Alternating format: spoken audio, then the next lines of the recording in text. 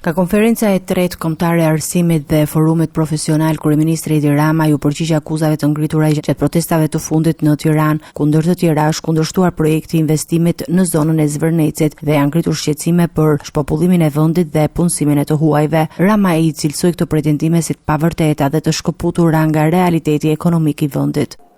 Ideja që investitorët e huaj vinë në Shqipëri për të ndërtuar rezorte të cilat janë për shumë të pasurit dhe për punonjës nga Pakistani, nga Bangladeshi apo nga Filipinet, sepse duan t'i paguajnë shumë pak, është një ide që nuk ka asnjë lidhje me realitet. Është gabim i madh që të flitet në këtë mënyrë, edhe është një gënjeshtër e madhe që të mendohet në këtë mënyrë. Spari, ne nuk është se kemi një numër të madh investitorësh të huaj në turizëm.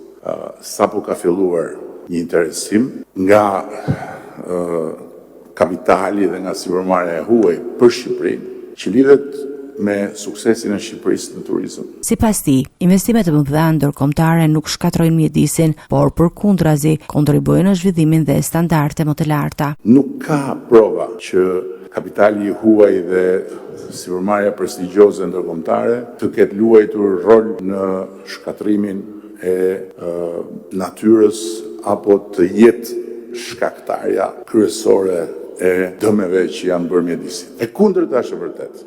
Madje Rama ironizoi edhe protestat, pasi sipas tij nuk ka ende një projekt konkret. Këtu bëhet sikur po importohen plerë, sepse është një qasje e cila nuk niset nga faktet, nuk niset nga projekti, nuk niset nga studimi i mjedisit, por niset vetëm nga një frikë dhe njëkohësisht nga një ideologji që nuk është kompatibël me zhvillimin.